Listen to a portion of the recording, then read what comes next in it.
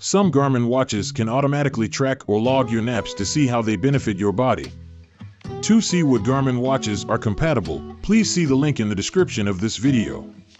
How do I track naps? Naps can get tracked automatically without being put into nap mode if there is a long enough period of inactivity, but the preferred method is to trigger a nap manually for best results.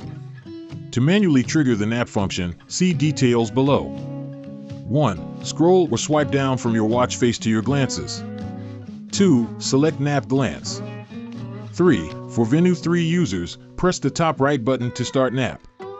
4. You have the option to set or not set a nap timer. 5. If you want to set a nap timer, choose the duration for your nap.